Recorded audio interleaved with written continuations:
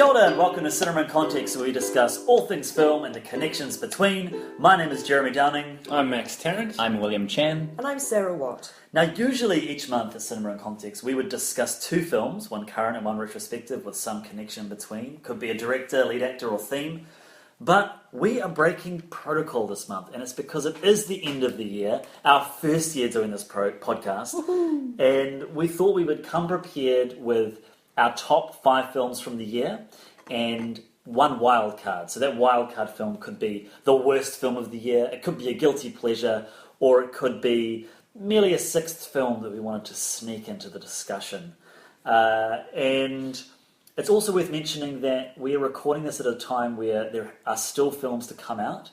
So I think the bigger films that haven't come out this year is the new Star Wars film. We've got Moana comes out near the end of the year. Mm-hmm. Any other films that we should mention? I still haven't seen Nocturnal Animals. And I think that could well sneak into my top 5, actually. So that came out this week, didn't it? Yes, it did last Thursday. And La La Land, I think, is yet to be released. Yeah. Does that come out in January for us? I think it comes out on Christmas or Boxing Day. Yeah. Okay. So I guess the point is there are some films here which are kind of in the grey zone, which probably won't make the list for next year, and we're not going to discuss them in this podcast. But the way we're going to do it is we're going to each talk about our 5th, 4th, and 3rd top picks. Then we will reveal our top 2 films from the year, and then finish up with a bit of a discussion about our wild cards, whatever that's going to mean. But let's start with Max. Max, what are your three bottom picks in your top 5? Oh, thank you so much for a fantastic introduction there, Jeremy. Mm-hmm. Oh, you're just getting better and better at this. There's so much confidence and verve. My 5th pick, not my bottom pick, because this is our top 5, was Handmaiden. So we watched that relatively recently. This is Park Wook-chan. This is a film about a girl who deals with domination in her family, some messed up BDSM, some dark stuff. This is in Korea that has been colonized by Japan. Beautiful scenery, fantastically shot, and just a great fun film, I thought. I know that you loved it as well, William. We will talk about it momentarily. Very good. Well, I think if it's on your list as well, we should... Yeah, might as well jump into it. Right now? Yeah. Oh, no, later on. Oh, right. All right. It's much higher than... Yeah, okay. Anticipated. But what did you... Because you've seen Handmaiden? Yes, I have.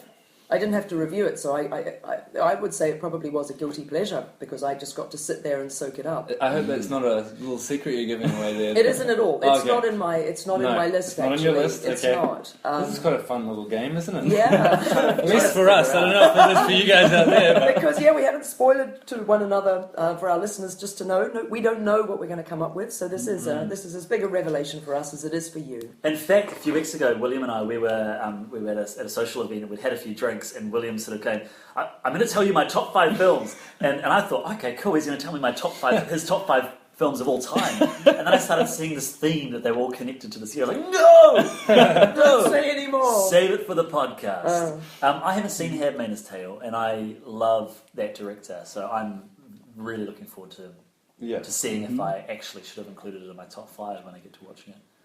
Yeah, well, South Korean directors are doing some amazing stuff with Train to Busan this year as well, which was also very cool. My 4th film was Tickled.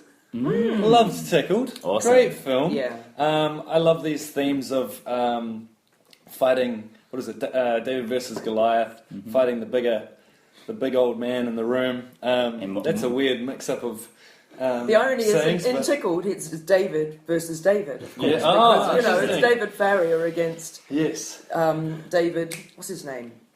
The guy. Yes, anyway, yeah. so we should know that name. It should be a famous name that rolls off our lips and we use it as Cosby. And you call people that when they're being real dickheads or something like that. Yeah, that's right. Oh, you're such a David. Yeah. But now I'm thinking also David Muscovich, who's the head of Scientology. Yeah, right. So actually, it all rolls together. Yeah, it does. Anyway. And then David Farrier started following up on a much smaller scale, I'd imagine, some annoying person in Ponsonby. Did you guys hear about that story? It's probably going off track too much, but it was an interesting story when it came around, and some person that owns a classic shop was making a whole lot of money out of giving people tickets who were parking in his parking spot, and he was doing it with a rampant glee. Yeah, he loved it, and he was really being nasty about it. Anyway, just on Tickled, I really ummed and ahed about Tickled on my list.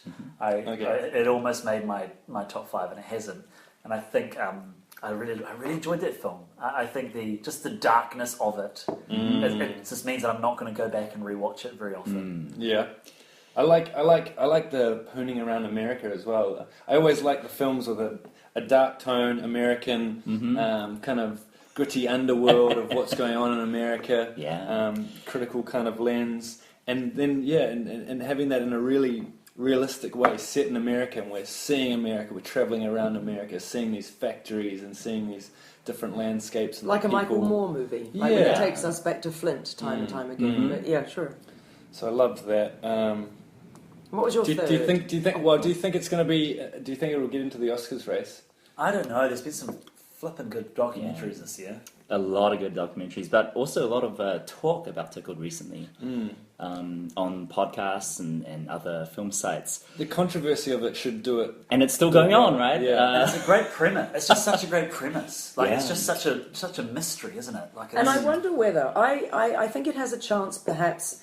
In post-Trumpian, unfortunately we're not post-Trumpian, are we? We're in it, but in Trumpian America, because it seems to me that a lot of the Oscar documentaries are quite worthy, and that they are. In previous years, obviously they've gone to war-torn countries or dealt with the Holocaust or whatever, and so some might have dismissed Tickled as being. Almost not. It's not trivial, and we've talked about how dark it is, and we did an extensive podcast on it. But it's being it's just really about people being a bit mean to each other. But I wonder whether, because the current climate is so tuned into the way that we treat one another poorly, and the way that our leaders treat people poorly, that actually it might have a much greater resonance, and therefore might have a shot. Do you know what I mean? I feel as though the Academy will be looking for sort of worthy messages and that kind of thing. So maybe this is on Tickled's side, regrettably, But and it's one of those things where a film that is actually quite fun to watch, even though it is very dark. Like there's an element of not voyeurism, but it's like a wild ride, isn't it? And I think that documentaries aren't always described in that way. Yeah, Tickled was also it was squeezed out of my top 5, unfortunately.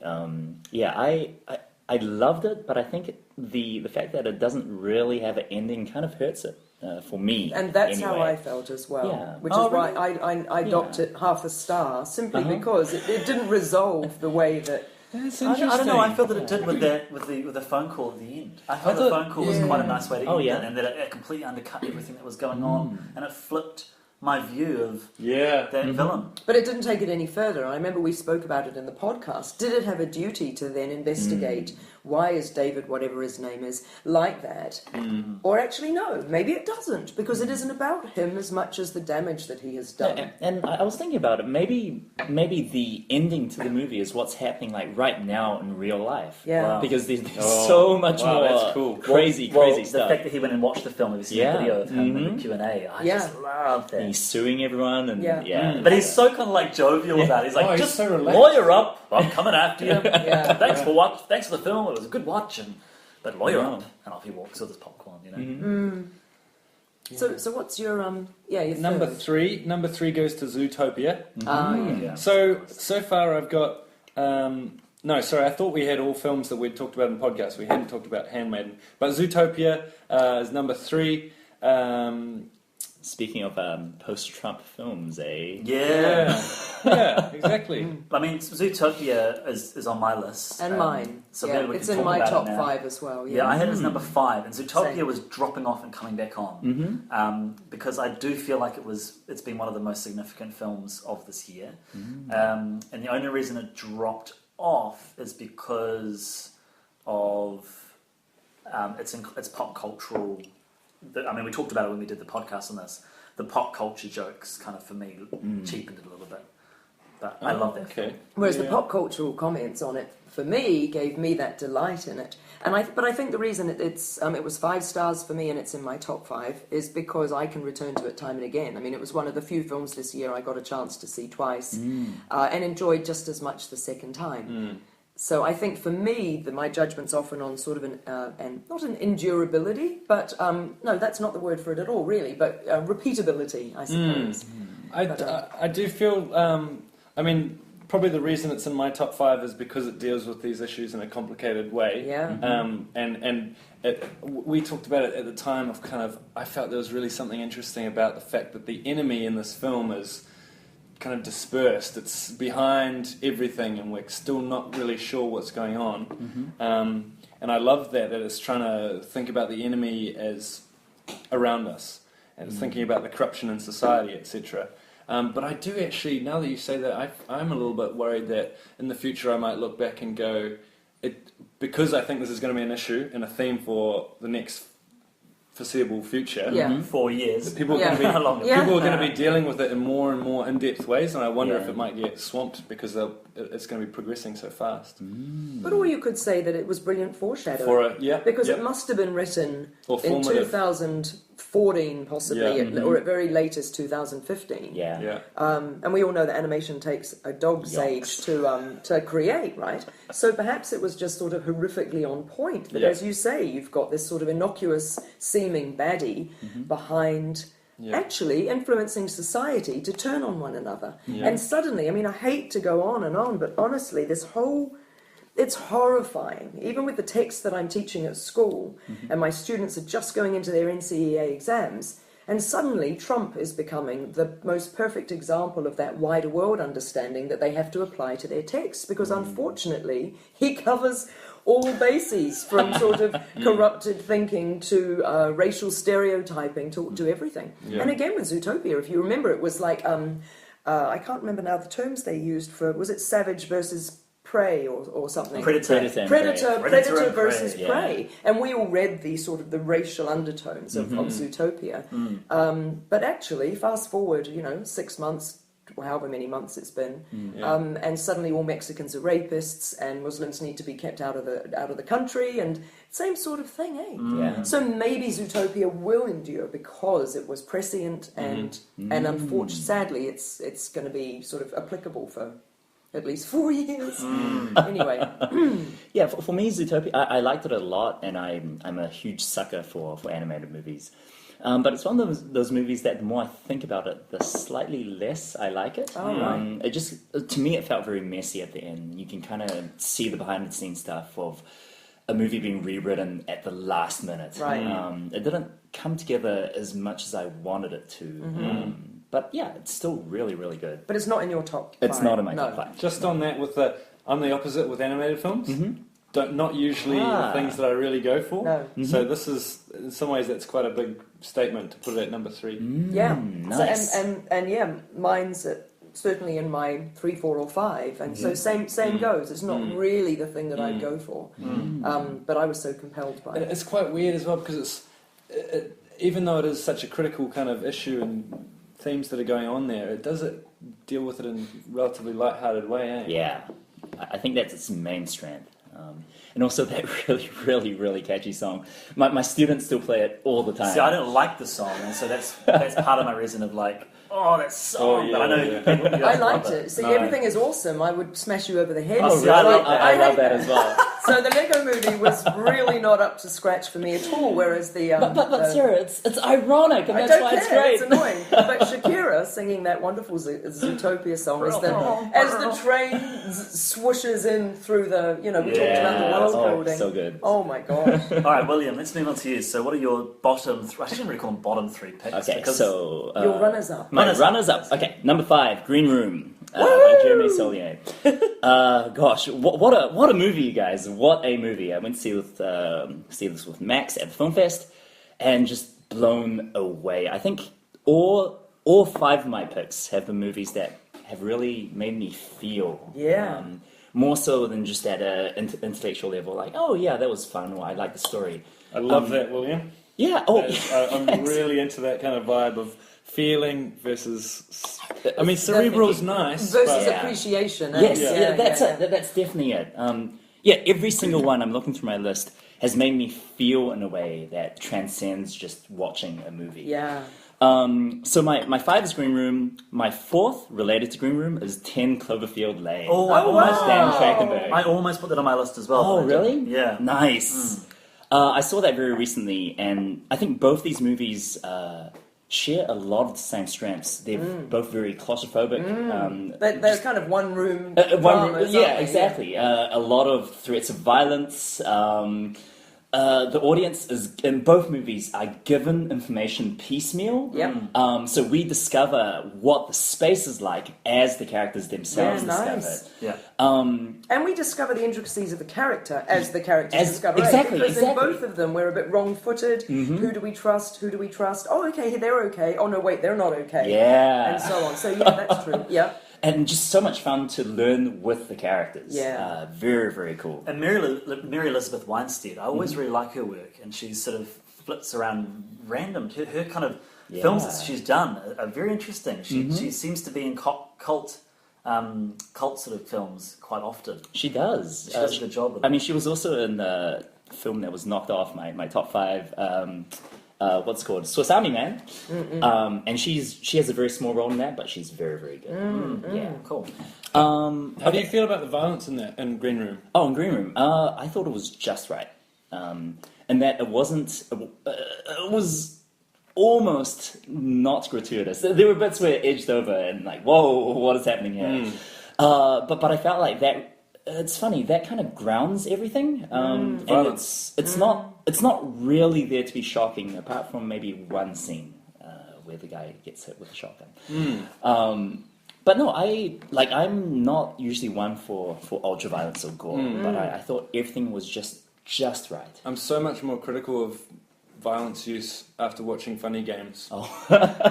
I've not gone to. I haven't stomached either Funny Games. I haven't seen them. So great. It changed my view on things. Don't you see? The audience is us. Yeah. What was that in Handmaiden? That we talked was. about that. Sorry, we probably shouldn't flit around all the time. but at the end of Handmaiden, there's a scene which is very voyeuristic, and the whole of Handmaiden is voyeuristic. The whole thing is voyeuristic. But that is just a very interesting point that we need to drop in. That there's a great little resonance tableau of the Funny Games. Funny Games. No, is this a massive spoiler? Yeah, I haven't seen it, so don't. Okay. I'll leave it there. Sorry, so the violence in Green Room. That's right. I have to say I am on board with you 100%. Without wanting to spoil where we're going with this, Green Room is slightly higher up my list. And I absolutely freaking loved it. And I went back and saw it a second time, and I remember turning to my husband moments in and going, I feel the same! Because I didn't know whether I'd be slightly inured to it because I knew what was going to happen. And I felt the same visceral thrill through the whole thing. And I'm not into gratuitous violence. I don't enjoy exploitation movies. And I thought it was terrific. And I can't really articulate why or how it was pitch perfect, but I agree with you, William. And I wonder whether part of it is that the violence absolutely positions the viewer as to how big of a deal this is. Those are the stakes because this is what we're seeing. Yep. And because it doesn't shy away from anything, I reckon that contributes to our audience feeling of, holy heck, this is really serious, and I'm completely invested in what happens, But I have a very, very, very, very cinephiliac, cerebral, great appreciator of movies, female friend, who just thought it was awful and deplorable and couldn't appreciate it at all. And she knows her movies, so I can understand how people would respond to it differently. It's similar to, what's it called? Wolf of Wall Street. Oh, yeah. And just the polar reactions people had who either hooked into the satire and were like, this is great, or just felt that everything the film was trying to comment on was sort of... deplorable, to use Hillary's term. Yeah, it was sort of pushing... It was actually not as self-referential as it was kind of hoping to be. Yeah. Do you find Green Room really... do you think it is making a strong commentary? No. Definitely not. No. I think that's why I didn't come into... And Jeremy Saulnier... I was kind of gearing up for, to be convinced there, but... no, I don't think... I think that's why I didn't get into my top 5. No. If it was making commentary, it was just talking about the banality of evil, how the bad guys were portrayed. I loved it. It was just very matter of fact, they weren't. They were bad, but they weren't bad for the sake of being bad. That's just how they they were. Just were. ordinary people, ordinary skinheads, and living in the middle of Nowheresville, they needed to USA. solve a problem, and the most efficient way of doing so was killing a bunch of kids. Like that was, and they. It wasn't like they wanted to, but that's just how things and the nice thing about the characterization, and Jeremy Saulnier always does this, is the fact that some of the sort of the baddies in inverted commas, well, they were baddies, take away the inverted commas, actually were totally portrayed as real people as well, and a little bit doubtful. And that beautiful scene where Macon Blair, I always say his name wrong, but where he's done a good job for the head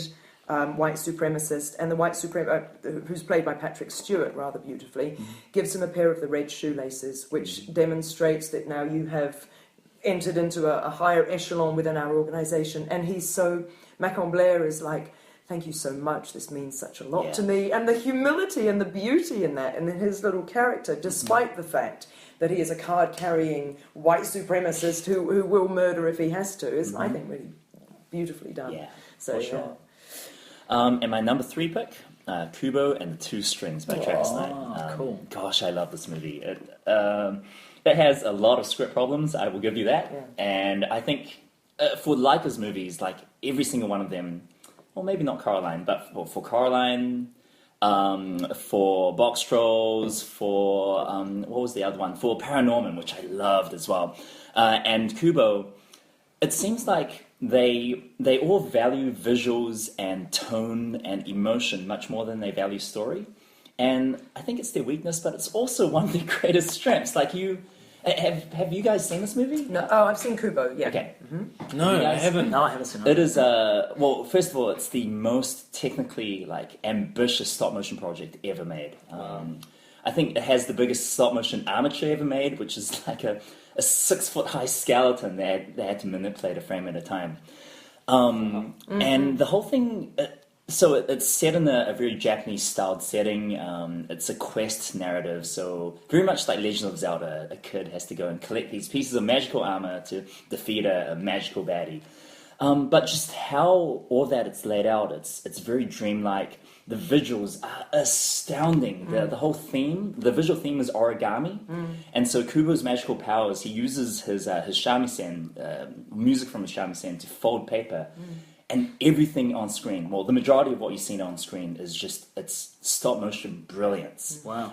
And so watching the movie, I was watching with a friend and just going, through the whole thing. The color palette they use, the final thematic resonance at the end, also really, really satisfyingly done. Reminded me of a lot of Miyazaki movies in that. The bad guy is very great. I know, again. Yeah, hurrah. It's been a really strong year for animation. I mean, two of my top films are animated, one of them being Zootopia.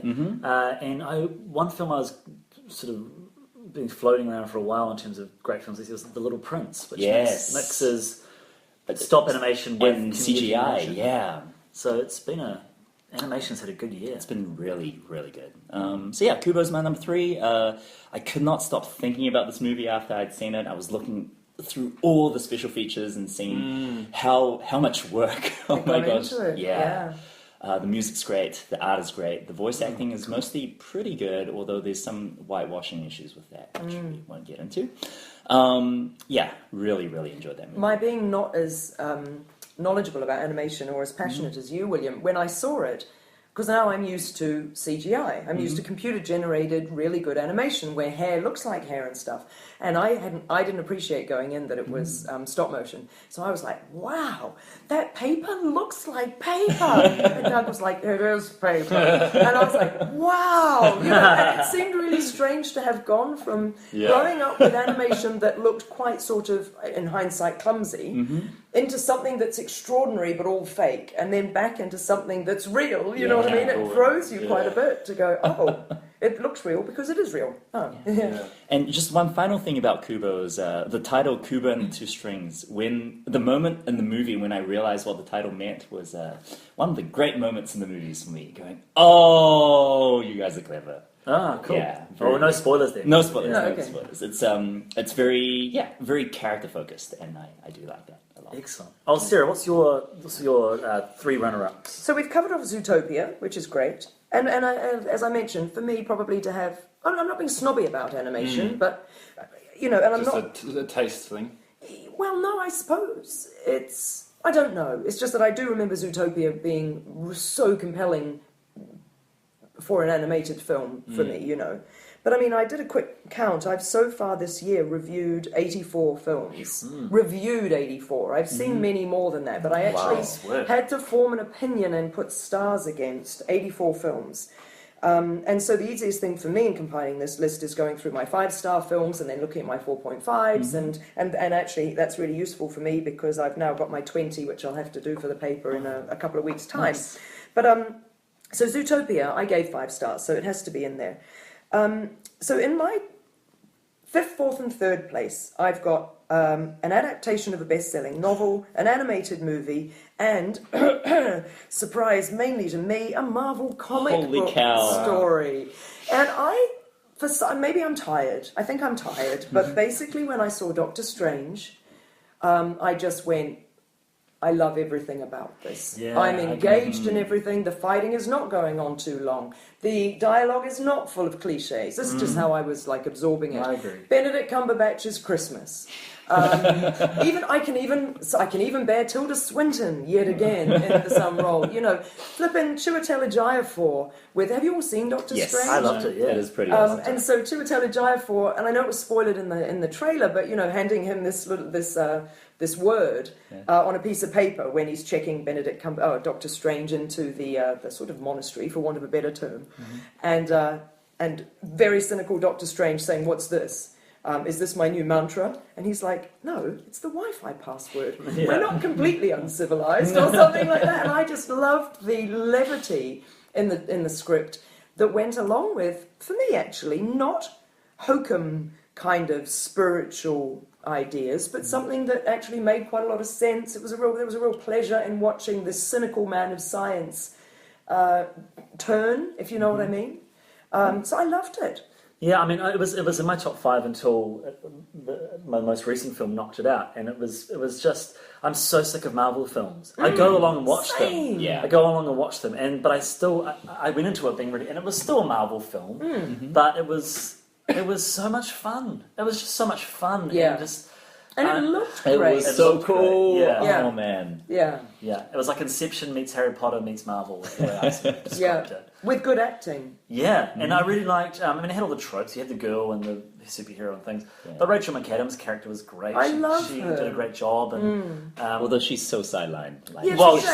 She's so great. Yeah. But at least she's great, eh? She's not like... And their relationship is complicated, they clearly love each other and they admit it, but they kind of also recognise that they can't get it together. They're just friends because it's just too messy. And and Benedict Cumberbatch, I think about where he's come from.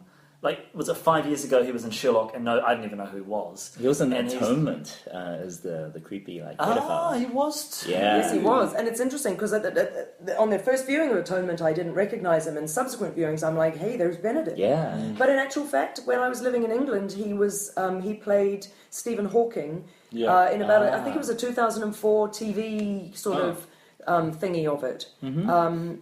And he was absolutely brilliant. And so that, I like to say, well, I've known Benedict since 2004, long before Sherlock. Yeah. But you're right, he has definitely, in the last 5 years, exploded. Because he was also in Star Trek. Yeah. Edge of Darkness? Into Darkness. Into Darkness, yeah. Out of Darkness, not really sure. Yeah, right. And those special effects, you guys. Man, I mean, Marvel movies... They always, it's the same house style, right? Yeah. You see the metallic surfaces and the swooping camera movements, and all looks pretty staid. But this, I haven't seen Jungle Book this year. I hear it's pretty amazing, just the CGI. But given that, Doctor Strange was hands down the best special effects I've seen all year. Very, very cool. Especially, I love the final fight.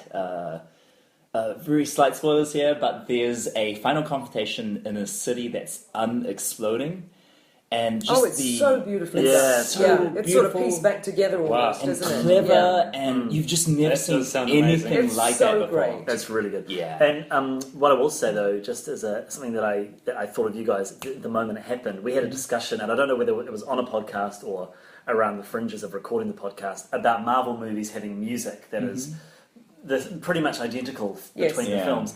And this film had the first use of their new Marvel Studios tag, which rather than the flipping pages of a comic book, was clips from the various films. Yes, it did. Yeah. And the music may as well have been from any of those movies, because I was like, oh, it's just like they made like the Universal tag or the 20th Century Fox, we all know it. But this Marvel Studios, I couldn't even tell you, because it just sounds like every Marvel film. And I was like, well, that's kind of apt. Yeah. But actually, the music was slightly more memorable. It's in this pretty film. good. Yeah. I mean, is it?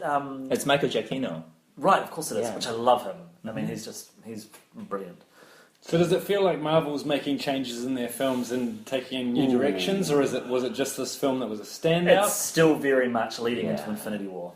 Yeah, like they're just building. Disappointing. It's TV. Like it's like watching $250 million TV episodes.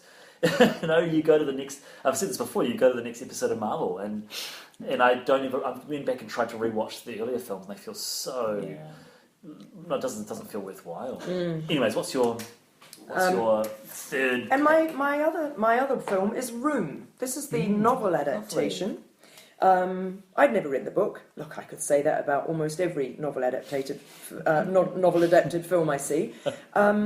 And so the beauty of that is that I did not know what was happening, or what was going to happen. Did you chaps see Room? No. I haven't seen it yet, but I've been told I need to. Is this the Brie Larson movie? Yes, it is. So Brie Larson, who won an Oscar for it, which is lovely because she's a young up-and-coming actress. She plays... So the front end of the movie is her in a room with her 5-year-old son. Oh, yes, I have seen it. And the 5-year-old son was played by, a young chap who's probably 7 at the age of filming, called Jacob Tremblay, who is absolutely extraordinary. And the claustrophobia, I mean, actually, funny that we're talking about one-room films with Green Room and 10 Cloverfield Lane. And Room, of course, is by definition largely a one-room film. And so the premise is that she and her son have been imprisoned in this room with a bed and a stove and a fridge and a toilet and a small wardrobe by we're not sure who initially, but clearly it's someone insidious. For as long as the little boy has been alive. So the little boy's experience of the world is completely restricted to the way they call it, room. They don't call it the room or a room, they call it room. And so he's literally never been outside. And it is so extraordinary. The acting between the two is amazing. You've got this mother who knows exactly what's going on, and she knows why they're there and why they can't leave. She doesn't tell her son. And so, because his experience of the world is only what's within room, she has to make every day a thing. They do their exercises, they play their games, she's teaching him stuff and talking to him about stuff, and they cook and they clean and they have to, I don't know, it's so extraordinary to try and explain. And it's such a powerful movie, and the performances are absolutely stunning, and the dialogue is stunning. And then there is a portion of when the film changes its tack, and I won't go on and say too much about that, but when she says to him, you need to know what this is all about, the little boy, it's so heartbreaking because the kid he doesn't like what he's hearing, and he says, no, I don't like this story, I want another story. And she's like, you need to hear this story because this is the truth. And he can't get his head around that because his truth is that one room. So Room is just extraordinary. And again, it was one of those feeling movies, absolutely visceral and just incredibly powerful. And I think that some people might have some issues with the way the narrative then kind of goes, and I didn't at all. I just thought it was amazing. So you should totally watch it. Wow. What? No, I don't want to be negative because you've set it out so perfectly, and I think this is a very. We're talking about viscerality, and for some reason I didn't have, films will have a resonance with some people and they won't have a resonance. Yeah. And if it is deep set, then it might be as simple as that. You feel it and I don't. Yeah. And for me, it just didn't. I just didn't get that resonance. Right. In that whole early section of the film, so it didn't hit me, but. I definitely recommend to everybody to watch. Because it's quality film, isn't it? It's good performances. It's a very clever conceit. Yes. And important. Yeah. I love that point you make about this is the story you need to talk about or need to listen to. This is what's going on. Yeah, that's right. So yeah, and I guess to segue into my three, I mean, the focus on feeling and that gut feeling. I mean, that's why we go to the cinema, right? I mean, that's the joy of going to the cinema. You know, you can always appreciate the work involved in a film, but for a film to all come together. And like we talked about earlier, lightning in a bottle, you know, for that to come together and then connect with you. I mean, it is a rarity. It doesn't always happen. And I guess that's the joy of when it does happen. It's like, yes, this is why I love film. My number 5 film is Zootopia. So we've already discussed that. And like I said, it sort of dropped off and came back on and dropped off. And I just, at the end of the day, I think the significance of its discussion around bias and institutionalized racism was just too significant for me to leave off. Exactly. And it was so enjoyable to watch. And I rewatched it again, and it looks amazing. And, you know, and it's song. What's that? And the song. No, I don't know. My number 4 film is Hunt for the Wilderpeople. Oh yeah, lovely. Cool. Which, and interestingly, I actually tried rewatching it the other day and kind of turned it off because I just wasn't really in the mood. But I had so much fun watching that movie in the cinema, and I loved the chapter by chapter structure, echoing the book. I thought Taika Waititi has really come into his own in terms of that quirky sense of humour, while still having a sort of a pathos or a heart to the film. And as a road movie, because you know it is a road movie, which always ends in disaster. You know, and it kind of does that, but it has its cake and eats it too. It's a really kind of lovely ending. Just the moments of Ricky Baker, you know, listening to the girl in the kitchen talking about sausages or something, and then the flake advertisements, coming through, and like only the crumbliest, flakiest chocolate. And I don't know. That film for me, it was so significant, and I think it's the highest-grossing film for New Zealand this year, or something like that. Oh, it must be this year at least. Yeah. There were so many people when I went to see it. So many people. Well, literally everybody went. I guess the only thing that might compete with it would be Richard McCaw. Oh really? I doubt. I don't know. Has it come out yet? Yeah. I feel like Wilderpeople is to be much fair, we broader didn't hear that base. much about it. Wilderpeople's huge. It took me 3 times to get into the cinema. I went along and it was sold out. Yeah, Went along and it was sold out. And then I thought I would pre-book this. So I pre-booked it. And when I went in there, it was packed as well. Yeah. I agree with you that the cinema viewing for me was absolutely glorious. And then I revisited it on DVD recently and was less enamoured. So I think the first time with that film, the first time is the best time. But I do feel that if I had someone who hadn't seen it and we sat down and says, you've got to watch this film, I think I would enjoy it then and watch it through their eyes. But still, that to me was one of the most significant films. Now, my third film is a very, very, very recent, in fact, last night edition to my list. And I had very low expectations for this film, and had an absolute ball watching it. And that's Fantastic Beasts and Where to Find Them. Holy moly. Did you? I absolutely loved it. Have you seen it? Yeah. See, for me, you've got to realise, for me, I am a Harry Potter absolute nerd, and was really concerned that it was like, what's going on here? And I mean, I was like fizzing through the whole film because there was like hints to connections to the wider mythology. We were driving on the way home with my friends, and we're like, "Oh my gosh, that's blah blah blah and blah blah blah." And that event is going to turn into this event. And like, "Oh my gosh!" And it looked beautiful. All of the creatures were great. I had a great time laughing at the various things that they did. And it struck me when I was sitting there watching it. And Sarah, obviously, you can come in and have a different point of view on this. I had no idea what was going to happen. Like I was sitting there going, this story, I don't know where it's going, and I was totally along for the ride. Whereas something like a Marvel film or even Wilderpeople, like you kind of knew the direction it was going in. But yeah, that was the parallel I was going to make. How does that fit with you got this real fatigue for Marvel? And I just thought when you say that, it's like, do you not have the same fatigue for Harry Potter universe? Especially with the extension of the franchise. That's probably... You kind of know what it's going to be like and the way they're going to do it. That's probably that connection in terms of fatigue is why Fantastic Beasts knocked out particularly Doctor Strange from my list, because I thought similar connection there, you know? Films that I should be kind of sick of. I think, when we were talking about this last night, my friends, I think the difference is that with Harry Potter, you know, I loved those books, I read those books, I knew that story. So every Harry Potter film I went to, I knew what I was in for in terms of storyline, but I didn't know what I was in for in terms of execution. Whereas this is an entirely new Harry Potter story that I was experiencing as a film. Like, I hadn't really had that experience before.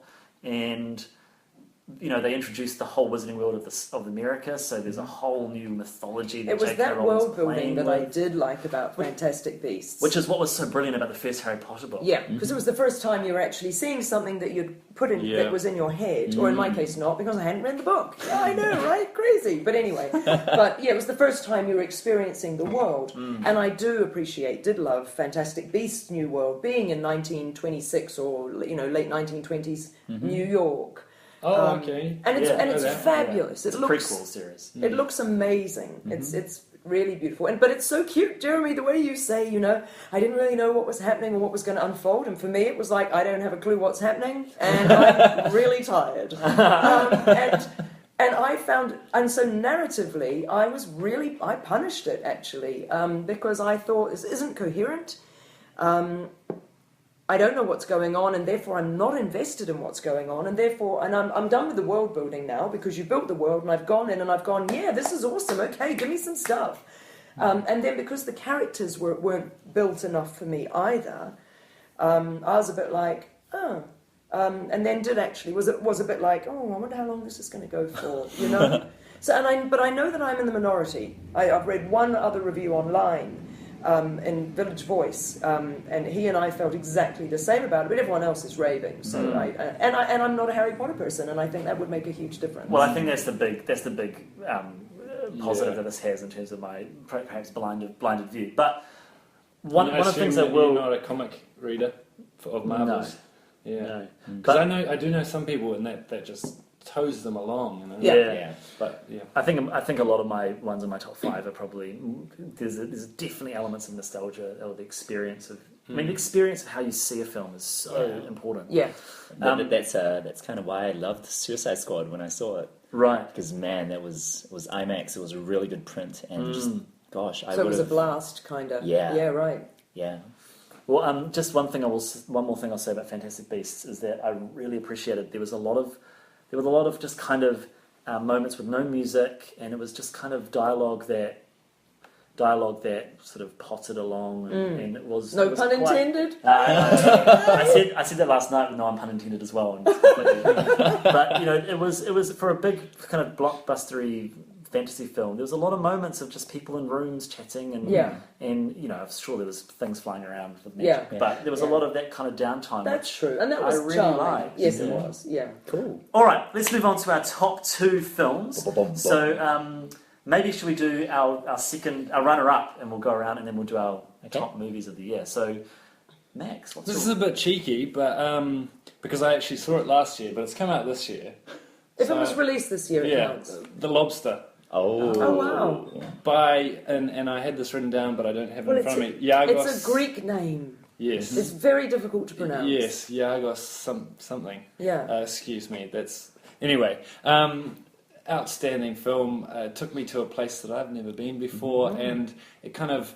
I think that what The Office did. Sorry, this is going to sound like a weird tangent, but I think what The Office did, however long ago that was, 10 years ago, was huge. Right? They brought this deadpan in like nobody's business, and it influenced America. And I think basically American comedy has been trying to deal with that in some ways since that point. Death of a sitcom. Yeah, and trying to do what Britain has done, and taking that kind of flame, and they've stuffed it up for a long time, but I think they're starting to do it. Anyway, this takes kind of another step almost.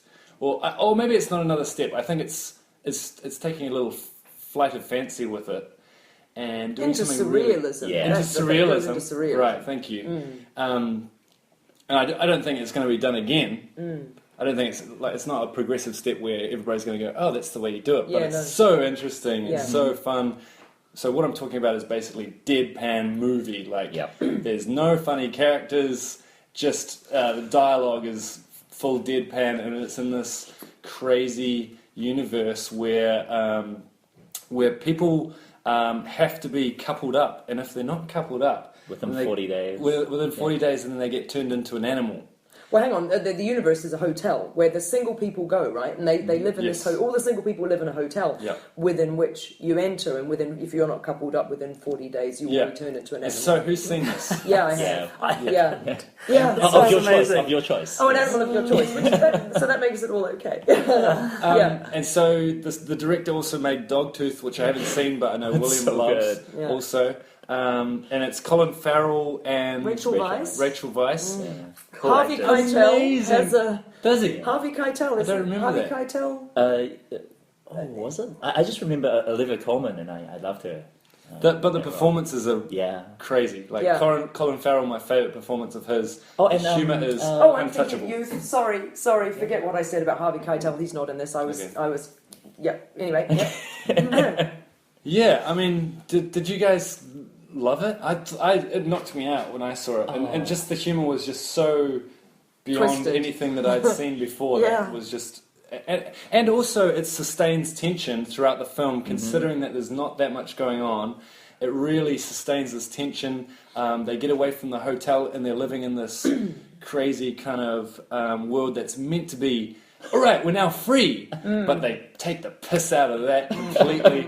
And so I think it appeals to my weird sense of politics and how messed up things are without really providing any alternative, but just great. a real big critique. Great. John C. Reilly was also so good in it. Always. This movie was actually my number one. Before I thought, it's not really fair. It's really a 2015 movie. Damn. Gosh, I love The Lobster. So was it really? Was it? It was your going to be top film? my top film. Okay, funny. Very nice. But yeah, agreed with everything you say, Max. I just found it so consistently hilarious through the entire thing.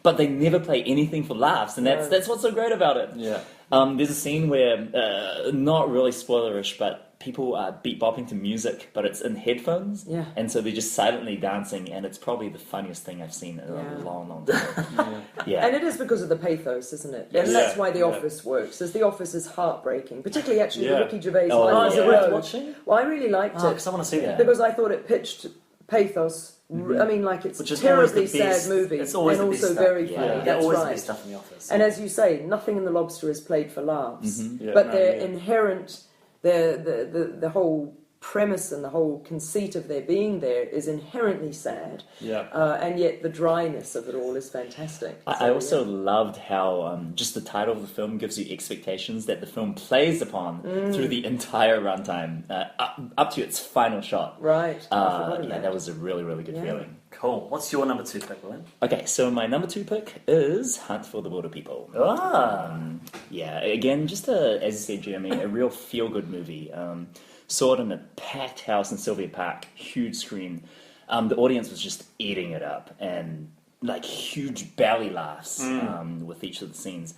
Really, really good. And then afterwards, a couple months later, I showed my mum just on a small laptop screen who's never seen it before, and equally as enjoyable. Oh, that's good. Getting someone else to experience it. Did neither of you guys, or any of you actually, but I'm just thinking about you guys that put it in your top 5s, you didn't find it messy at all? Or it was the pacing's It's bizarre. all over the place. The chapter lengths are real different. Yeah, and it starts off kind of... I love the start. The start's a little bit dramatic and a little bit colder, a little bit... And then it kind of just goes a bit... Like, in the forest is great, but then it just goes... We're doing a Especially at the blockbuster, end, and it's like, what? Rhys Darby is a pain in the arse. Oh, I agree. And I did not like Taika's cameo as the Reverend really? or the vicar. I hated it. Whereas was just so rambling really and liked that. Whereas I didn't at all. So I think it had heaps of flaws, but was overall just thoroughly enjoyable. I think it could date. I think it could date. Like that stuff that with you're the talking social about media with the humor, stuff. And... I think that kind of humour could date.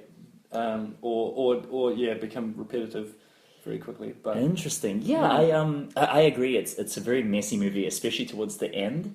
But to me, I didn't really care. Fair it was enough. just a shaggy dog story that just kept going on, and I want to see where the story would end up. I feel like the episodic structure, or really making that explicit, was a great way for me to solve a lot of those messy issues. Because it's like, 10 or 8 or whatever it was, little sections of the story.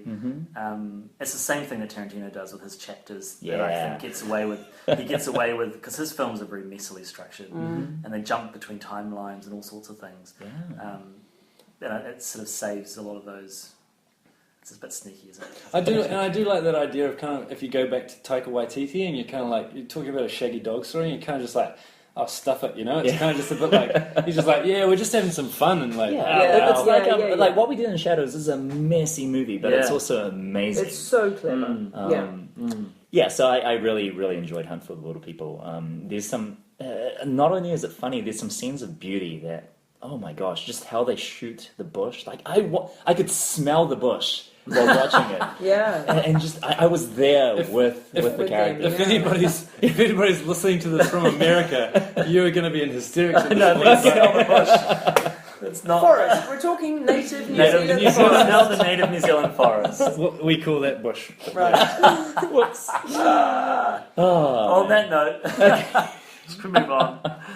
Sarah, what's your number 2 pick for? Can I be a bit sneaky? We've already talked about Green Room, and Green Room is either my first or second film, and because I don't really like to play favourites, I'm not prepared to pin a particular ribbon on my films. So Green Room we've talked about, absolutely loved it, and for a moment there I was like, yeah man, this is my best film of the year. So my second best maybe is The Revenant. I'm afraid. So you're talking about your top films now. Top 2 films. And you can pass me by when we get back round because we've done Green Room and that is in my top 2. So my other in my top 2 is The Revenant, and I actually saw it just before Christmas last year, but it was coming out very early January, so it counts as a January film. And even when I came out of it then around Christmas time, I remember saying that is going to be my best film of the year because I just didn't see how it could be surpassed.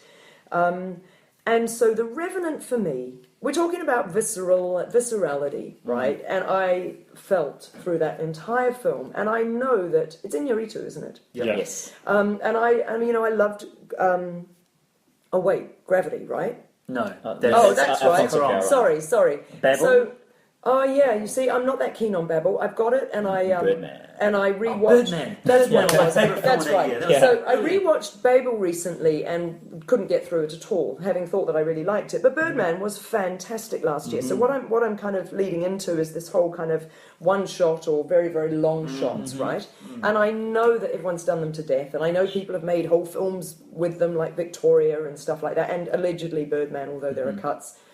But I find that sort of thing absolutely transporting. And so I settled in for The Revenant and got swooshed into these one shots and tracking shots and dolly shots and blah, blah, blah, however you want to call them. And just felt everything. And I thought that Leonardo was splendid.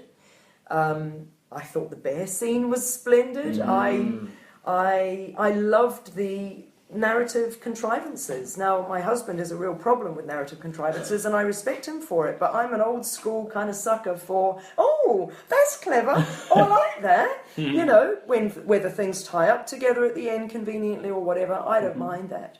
Yeah, right.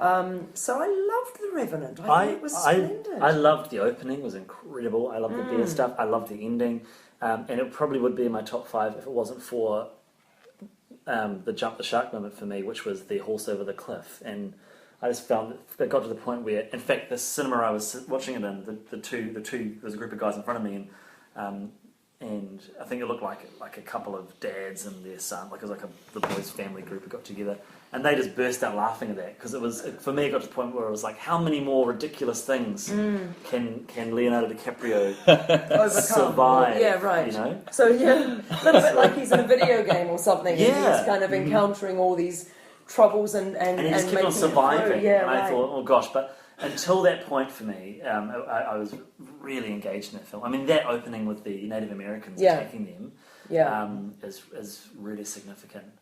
But it's gut-wrenching. I mean, the what motivates his character for revenge is awful. It's really awful. See, ever since that day late last year, I've been saying, oh yeah, we'll watch that again, we'll see that again, and I have never ever got round to seeing it again. And part of me doesn't want to because I don't want to have less of an experience with it, and part of me does because I want to experience it again, hopefully just as enjoyably. So I don't remember it as well as the details that you're mentioning. Speaking of Mexican directors, that was exactly me with Children of Men, which was hands I down my loved favorite movie Loved of that it. year. Loved it. And I find it very hard to return to because I'll never recapture that sense of awe when I saw it for the first time. Whereas I've been watch back it to quite that often, several yeah. times. Oh, Yeah, really? and it's all good. Oh, It is. awesome. It's all good every time. It'd be great text to teach, eh? Yeah, I've had friends teach that. Also so, with the adaptation thing. yeah. Well, maybe it's a good segue for my number 2 film because I compared The Revenant to my number 2 film, and then my number 2 film was longer than The Revenant, but I felt I felt like Revenant was longer when I was watching it, and that is The Hateful Eight. Wow. And I'm a huge Tarantino fan, Yeah. so I'm always going to wave that flag. And but Hateful Eight, I sort of thought about whether or not it was, because I initially had my top 5 films just as in alphabetical order, but I moved it to number 2 because the experience of watching it was like I remember, because was it 3 hours long or 2 It's and a half? almost 3 hours. Almost 3 hours long. Yeah. I remember like camping out, like actively in my head, like I'm going to go camp out in the cinema for 3 hours. So it was a scorching hot day. I knew that I was going to be in the cinema for 3 hours in air conditioning, so I brought some extra jumpers and things. Yeah. I had my food and my popcorn and my, and I sort of curled up in the cinema and just went along for this ride, and I loved it. I loved it. Yeah, you know what? I didn't even think of that. I forgot that it was this year, actually. It feels like longer ago, but that could almost have gone into my top 5. Yeah. That was, looking back on it, I'm just like, that was just bloody good, really good cinema. And I think I love The Thing, and so that claustrophobia of The Thing in there was really impressive. Oh, The Thing's amazing. Yeah. It was almost like Tarantino's greatest hits, which could be a criticism, but for me, I just really enjoyed it. My only criticism, It can't be a criticism because that, we know that's what Tarantino does. what it does, Yeah. He's not gonna change it really. Yeah, you always know what you're in for. And I mean, my only criticism would be, and again, this is not really a criticism because that's what I enjoyed about the first time, is that it is very long, and so you have to kind of commit to it. Yeah. But do you think it's challenging? Do you think it doesn't get boring, eh? No, I mean, for me, there's this amazing build-up. The first hour and a half is just build-up up until that story that Samuel Jackson tells. I mean, that's the middle of the film. Yep. And nothing happens apart from them just talking. And then it ends, of course, with something significant. And then the whole sequence where someone's poisoned the coffee. Yes. And you don't know who it is. And the Agatha Christie-ness of it all. Yeah. It's So fabulous, good. isn't And it? just that lovely moment with Jennifer Jason Leigh playing guitar. Yes. And she knows what's going on. The audience doesn't. Yeah. But you're And you're the her. focus of the camera keeps shifting between her face and then what's happening in the background. Oh, yeah. And Yeah. then just the violence of people vomiting up blood is the first real sign of gore. Yeah. And then it's just And then it's all all on. on Yeah, from that point. And I love Tarantino does it, and he does it in Inglourious Bastards. And I don't really want to spoil this, but there is a great reveal in that scene as well. And you go, oh my gosh, that's brilliant. Which is In Inglourious Bastards. in In Inglourious both Bastards. movies. Yeah, and that's Hateful right. Eight. Sure. There's a way that the camera reveals something about the scene that we hadn't previously known. Yeah. Which, anyways, Hateful Eight is my number 2. Did you think that had a bit more? It seemed to have a little bit more self-referentiality or self-consciousness about violence as well. Did you feel Hateful that Eight at the over... end? At Hateful Eight, just compared to the rest of his films? Oh, I really? thought there was I thought maybe, I wasn't completely sure, but it had one of those moments where I was like, is he trying to tell us that he's thinking about the significance of this violence? I don't right think at the so. end? I think that Tarantino It always would be uses... very uncharacteristic of him, but I thought maybe he's turning over... I think he has a really clear idea of how to use violence in film. You use it in 2 ways. You're either using it as a cathartic release, which is the joy of watching guts and blood and things explode on the screen, or you use it to really affect your audience and put across how horrific this is. And a good example of that is in Django Unchained, where you've got the Mandingo fighting, which is horrific to watch, and very intentionally so. But then you've got Django blasting people to bits at the end of the film, which is two very different types of violence. And what you'll notice is that the horrific violence, you actually don't see that much of it. So the Mandingo But it fighting... makes you feel sick. Yeah. Whereas the and it's the same thing in Reservoir Dogs, the ear cutting scene. You don't see it. No. The same thing in Pulp Fiction, the adrenaline shot. You actually don't see it happen. Yeah. You see the needle, you see the dot on her chest, you see the zooming in the faces, you see that, but you see him jerking his hand down, but it's all kind of concealed. Whereas that end scene in Django Unchained is exhilarating, where the whole house is being blown up and blood is flying everywhere, and it's all. And maybe it's the music. I can't remember what it's set to. Some sort of hip hop or something, maybe. James Brown. Oh, and it's exhilarating. Yeah. So So I don't know. I think I would say he's very conscious about how he's using violence. But I think so. Has anyone here met Quentin Tarantino? Oh well, it's worth celebrating. Just me. Oh. So You've not just met him; you have interviewed. I have interviewed him, and the night before. Because the palaver around setting up the interview was something I hadn't experienced before with the PR people and stuff. And the night before, I got very strict instructions by email to say that I needed to send them my list of questions, and that we were not to talk to him about violence in films. And I thought, and this is that typical thing, isn't it, where you're like, I hadn't really thought about doing that. Why not? And then you look online and you see all these interviews where he has, walked out on journalists who have said, "Don't you think your films are quite violent?" and all that sort of thing. Yeah. And I was a bit like, well, I wasn't going to say that anyway, because I'm not interested in that. Because of course his films are violent, and I've watched them religiously since 1992, I think it was, with Reservoir Dogs. So for me, it ain't no thing anyway, but it was a little bit like Red Rag to a Bull. So there was no question of discussing that with him. But for me, what was very much more interesting about The Hateful Eight is, how in all of those earlier films, well, maybe not all, but all of the earlier films, there's a lot of pop cultural references, and he's so well known for the use of particular songs in the ear-cutting scene, for example, or this chatting about the fact that in Belgium they call it a Royale with cheese, or whatever. Amsterdam, right. They're all Flemish, aren't they? No, they're not. And I did ask him on this occasion about Hateful Eight, that it seemed as though the substance of the dialogue was actually very much more about contemporary issues of society rather than that whole pop cultural thing, and had that been a conscious choice that he had made and that sort of thing. But obviously with Django Unchained, it was very much a conscious choice to situate a film and to discuss issues of race. I mean, I've seen an interview with him, and they've brought up the fact that race plays racial commentary in the States plays such a big part of both Django and Hateful Eight. And he says, well, to be honest, I feel like that's what I can offer to the Western genre. It's something that has not really been adequately explored, not from the African American perspective. I mean, I don't know enough about the Native American representation in Western films. I imagine it's not the greatest on the whole. But yeah, the African American discussion and how he can offer that to the film. Yeah. Right, should we move on to our number one? One more thing about Hateful Eight, which is, I think the joy of watching it for me was it felt very much like a very extended game of Mafia. Which I think I've talked to you about, Jeremy. Which, for our listeners, Mafia, think of it as a party version of Survivor. Yeah. It's very much like Survivor. You have hidden roles, and you have to use deduction and bluffing to try and figure out who each person around the table is. So it's an IRL game? Yes. Oh, yes, it right, is. okay. Very, very fun. See how I use video game language? What's IRL? In real life. So it's actually a game that you play like a parlour game. Yes. It's not like a video game. No, it's a parlour game. Right, funny.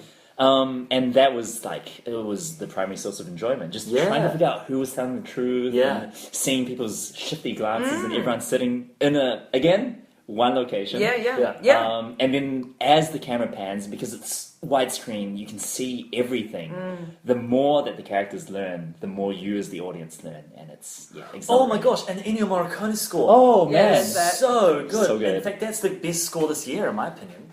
I can't think of another film that has a better score than that. It's just Captain incredible. America: Civil War. No, facetious. Okay. Number one film, Max. My number one film was The Salesman. Oh, does anybody know what that is? No. So that's the latest Shot film. See, my fifth, fourth, and third were kind of pretty kind of classic and things that we've all talked about. But yeah, I was a bit worried that these would be out of the box. But Salesman is Asghar Farhadi. Oh, I have seen it. Yes. I saw it at the film festival.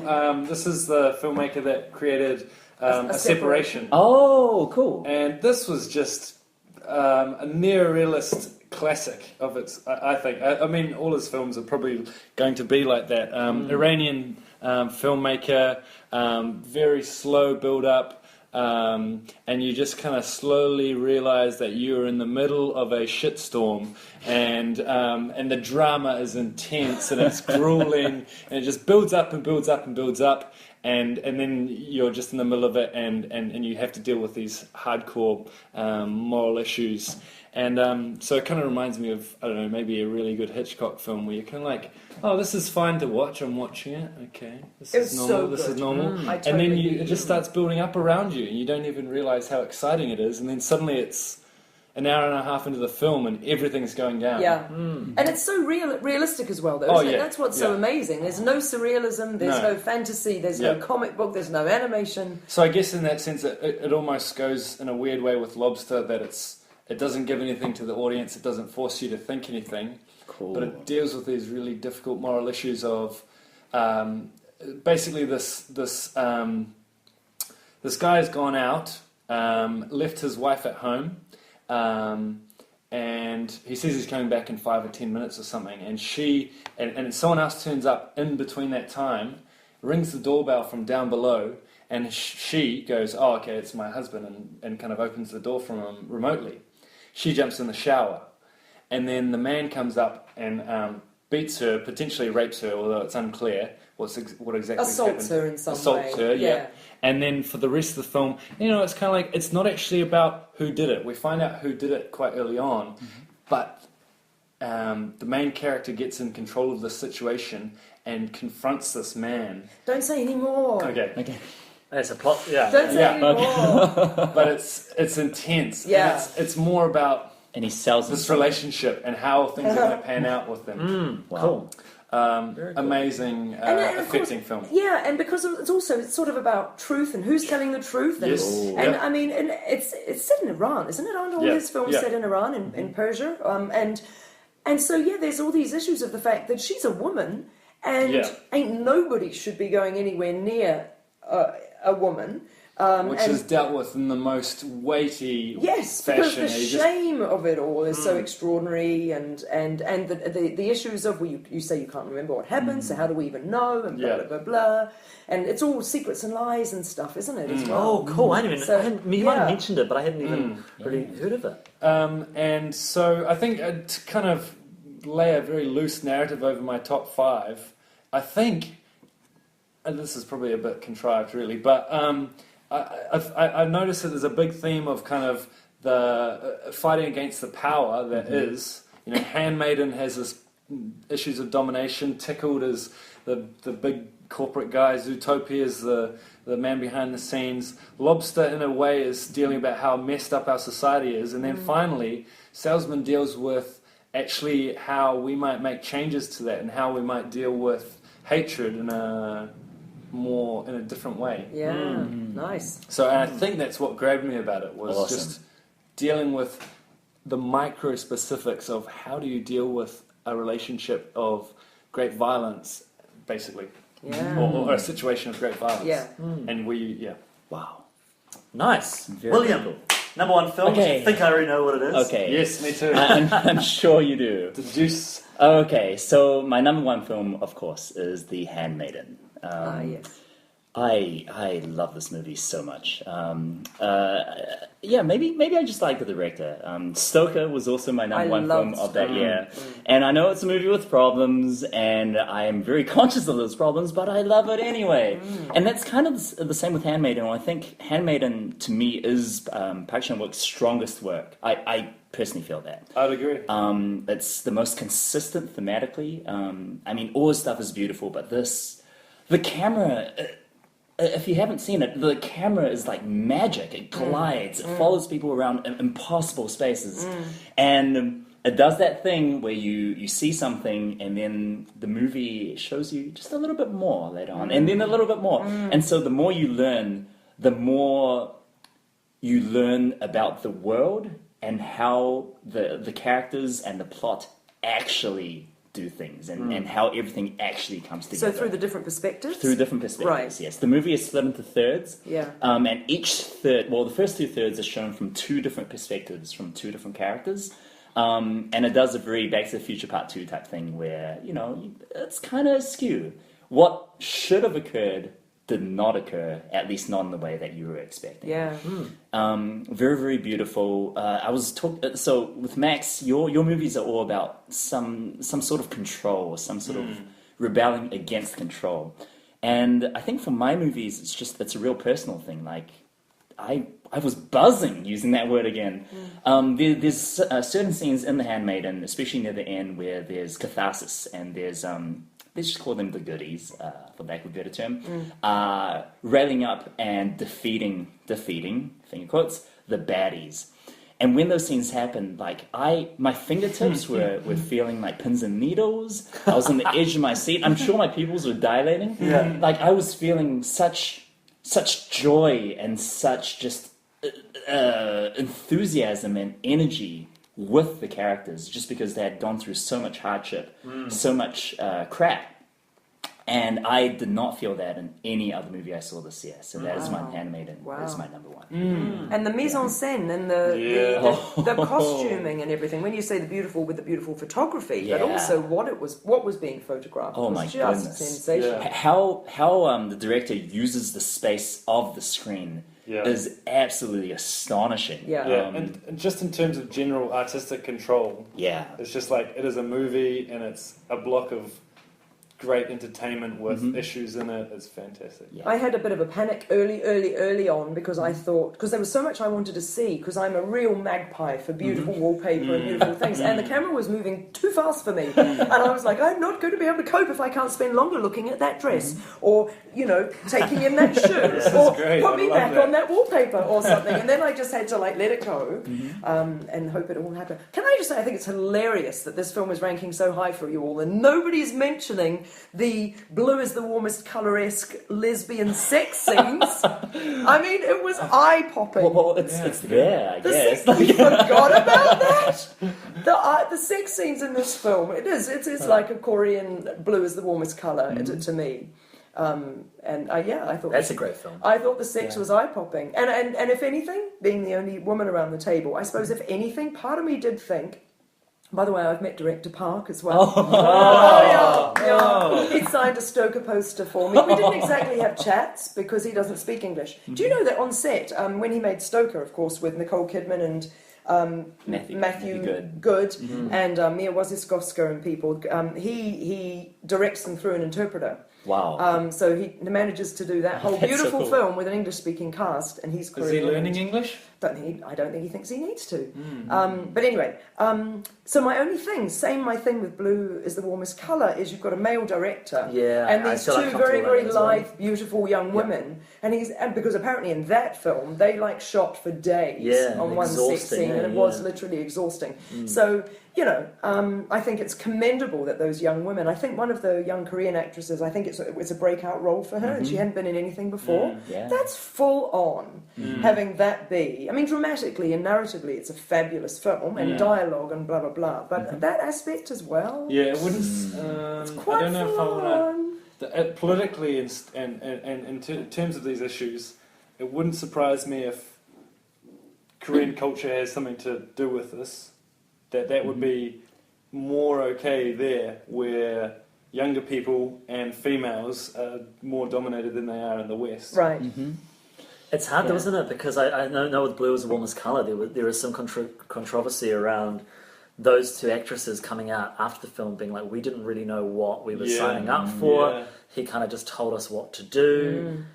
Yeah, I can definitely see that. It's also very interesting in terms of The Handmaiden, because The Handmaiden is also a very, very feminist movie. Yes, it is. Well, because it's based on Fingersmith, feminist books. yes. So absolutely right, lesbian feminist books, and so that's legit. It's written by a woman. And especially in the final 2 acts of the movie, becomes like so much about female empowerment, and about breaking away from the patriarchy and making the patriarchy suffer. Yeah. That and we've kind of alluded to this before. It ends with let's just say a tableau that is it's a little out there. I don't tell me. Okay, we didn't quite know what to make of it, and then we thought of maybe it is intentional, because it's so artificially staged, and so it's just going back to the funny games. I was going to say funny people, no, the funny games thing where the audience is part of the whole thing, and it is he's making kind a of statement. criticizing in some ways his own work or what we've just been through. Yeah. Which Well, if is he's kind of making us self-destructive, complicit. but he's kind of saying, look, we've just enjoyed this, but let's maybe at least be critical about what we've just enjoyed. Yeah, but that's so hypocritical. It is. Well, it is, but hey, I viewers, guess you were complicit in what's just happened, and you've just been voyeuristic. Yeah. But I'm the one who put this on for you to be voyeuristic and to explore your natural human tendencies. Yeah. You know, I guess the only thing that might justify that is if he's thinking this is then a launch pad for different thinking in the future. But yeah, I mean it's a fair point to make. Anyway. All right, let's leave it there. So my number one film of the year, and are you happy for us to carry on from you?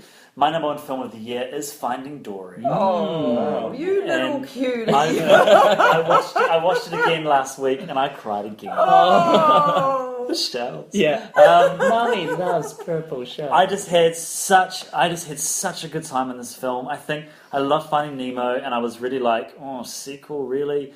And for me, to create a film with a similar plot but a very different message about it's okay to have a disability and you can still offer something to the people you love was such a powerful message. And I loved Hank the Octopus. I'm secretly not very secretly, I'm quite afraid of octopus, so I think it was octopi, so I thought it was quite a good and I thought it was really beautiful to look at. Any film that has a joke about Sigourney Weaver is going to be good in my books. And I think. Any comments on Finding Dory? That was nice. Yeah, That's all I've got for you. It was nice. I didn't like it nearly as much as you did. I felt it very much was in that space of it's good. Pixar as always, has this seal of quality. But I did feel that it paled to Finding Nemo, unfortunately. All right, I liked Finding Nemo a lot more. Fair enough. Yeah. I guess if I'm to take a page out of Max's book, in terms of looking at my top 5 films and looking at a theme, they're all very much about escapism. Like all 5 of my movies sort of swept me off away from my stressful teacher life, but all had a really clear social commentary edge. So Zootopia, we've already talked about that. Fantastic Beasts has a really clear social commentary edge about suppressing magic as a metaphor for not just sexuality, oppression, but just differences. Just differences, just suppressing people who are different. Yeah, which I thought was really interesting. Hateful Eight, we've talked about the racial commentary there. For the Wilderpeople, the moment with any films with young Māori or Pacifica protagonists that are dealing with poverty just always gets me for obvious reasons, being that I'm teaching in that environment. And then Finding Dory, the disability commentary was really commendable. Yeah. Look, we're really running out of time. This is a double episode today, listeners. And I think what we can do with our wildcards is maybe we'll go around and say our wildcard film. You have to limit your comments to maybe 2 sentences. Sure. And then we'll wrap it up. Yep. So, Max, what's your wildcard? My wildcard pick was Eat That Question, a documentary about Frank Zappa.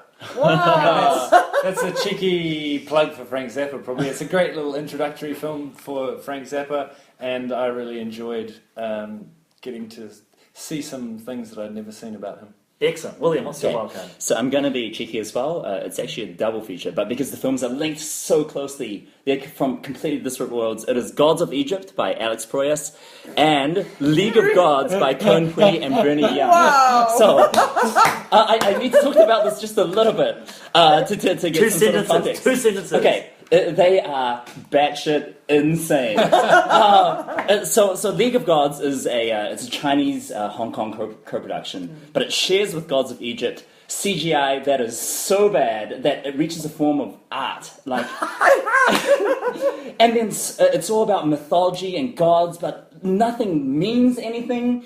Characters are introduced and disappear, and they're introduced again. There is some crazy shit going on, you guys. I would highly recommend both movies. So Gods of Egypt has a scene where Ra, played by Jeffrey Rush, is on board a spaceship, a literal spaceship, and he's shooting at a giant cloud monster with a magical staff. Okay, whereas League of Gods includes a character who's a CGI child in the lair of the Sea King, who has dragon prosthetic makeup on, who sends all his goons in squid makeup to dogpile him. The child then uses his urine and atomic farts to blow away all of these squid people, and it is the hardest I have laughed all year in any aspect of my life. Oh yeah, brilliant. Okay. Oh, I love that. Okay, Sarah, what's your wild card pick? Well, my wild card is the Korean film Train to Busan. Hey. Oh, yes, nice. You mentioned it earlier, Max, and I gave you the sign across the table. Far out Brussels sprout. I didn't have to review this film, and that has no bearing on why it was so enjoyable, but I haven't ascribed stars to it.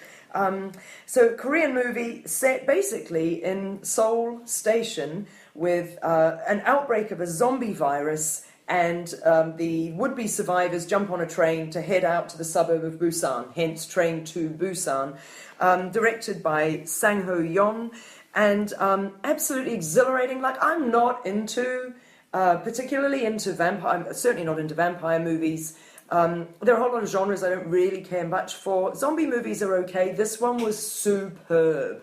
It's so highly recommended, and I'm absolutely delighted that in the same year the directors released Seoul Station, which is obviously the companion piece, because that's the people who got stuck in the station and didn't manage to get on the train to Busan. Is this the animated one? I don't know. I haven't seen Seoul Station. I heard there's an animated film to companion connect piece. with it. Well, maybe it is, but it's a companion story. It's the people who didn't get on the train. So I would actually watch that. So yeah, it was awesome. Nice, excellent. My wildcard film is Poye. Yeah, good. It's a New Zealand documentary. It's a good wildcard. I cried in that one as well. I cried a lot this year. And yeah, I thought it was... I mean, the only reason it's not on my top 5, and it was in my top 5 for a long time, is because I think that unless you know the film, and you know the song, you perhaps wouldn't connect with it in the same way that someone who knows the song well. But yeah, and I guess just to wrap up our entire conversation, I've just been doing a little tally of films and ascribing them points according to where we place them on our lists. And Zootopia has come out as our group number one. Yeah. It's appeared in 3 of our lists, and yeah, based on the numbers, it's quite high. So there you go, Zootopia. Would we be happy to claim that as our cinema in context film of the year? Yeah, sure. Why not? Sure. Yes. Okay.